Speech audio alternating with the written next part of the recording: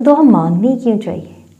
दुआ मांगने का हुक्म हमारे रब ने हमें दिया है कि जब भी बेबसी महसूस करें, जब भी खुशहाली में हो, तंगदस्ती में हो, बीमारी में हो, तंदुरुस्ती में हो, हमेशा हर हाल में बांटते, लेते, देते, हर काम में दुआ लेते देते रहना चाहिए। रब करीम ने सूरतुल बकरा 186 आयत में इरशाद फरमाया है, मैं मांगने वाले की दुआ कबूल करता हूँ जब वो मुझे पुकारे। सूरतुल मोमिन आयत नंबर 60 में इरशाद फरमाया, मैं अपने बंदे के गुमान के पास हूँ और मैं उसके साथ होता हूँ जब वो मुझसे दुआ करे। अहादीस में दुआ करने की बड़ी फजीलत है। अल्लाह के नबी सल्लल्लाहु अलैहि वसल्लम ने फरमाया, अल्लाह पाक के नज़दीक दुआ से बढ़ के कोई चीज़ नहीं।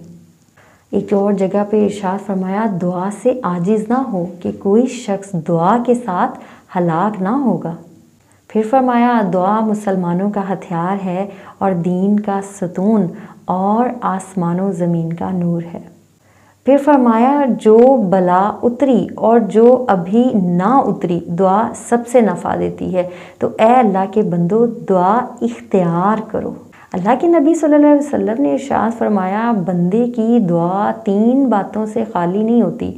पहले नंबर पे या तो उसके गुनाह बख्श दिए जाते हैं, दूसरे नंबर पे या तो उसको इससे बेहतरीन या भलाई दे दी जाती है, और तीसरे नंबर पे इस दुआ को उसकी आखिरत में भलाई हासिल करने के लिए महफूज कर लिया जाता है।